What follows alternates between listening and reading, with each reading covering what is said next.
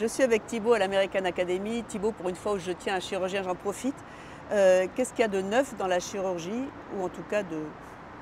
Alors, il n'y a rien de réellement neuf. En tout cas, ce qu'il y a en ce moment, qu'on a vu à Euretina et que l'on voit aussi à l'American Academy, c'est un débat sur la rétinopexie pneumatique.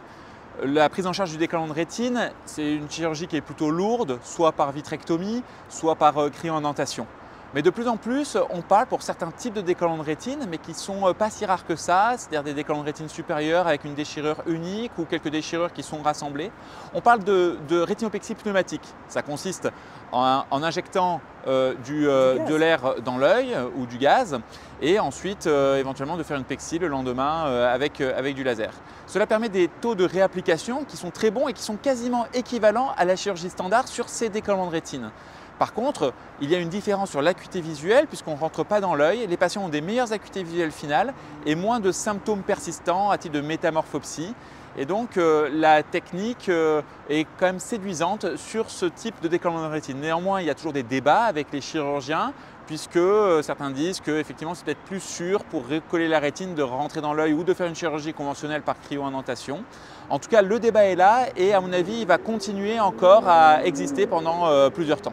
Est-ce qu'on peut imaginer, par exemple, de commencer par une rétinopexie pneumatique et continuer par, si jamais ça ne marchait pas? Effectivement, et plusieurs études ont montré qu'il n'y avait pas de perte de chance pour les patients si on commençait par une rétinopexie pneumatique sans rentrer dans l'œil directement avec nos instruments. Et si celle-ci venait à ne pas fonctionner, aller secondairement vers une chirurgie plus classique. Et les patients n'avaient pas des acuités visuelles inférieures aux patients qui étaient pris directement par une chirurgie conventionnelle. Dernière question dans les pour et contre.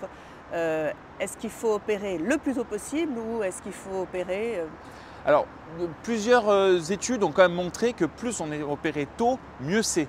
Maintenant, qu'en est-il de cette précocité? Puisque si on dit qu'il faut opérer dans les 24 heures, eh bien, il va falloir qu'on mette tous les moyens en œuvre pour opérer dans ces 24 heures. Et parfois, quand le patient a un décollement de rétine le vendredi soir ou le week-end, eh bien, légalement, on va devoir le prendre en charge le week-end. Donc, les experts se sont accordés plutôt à dire qu'il fallait opérer le plus tôt possible, mais sans mettre une date butoir à cette précocité. D'accord, ben voilà, merci. Merci.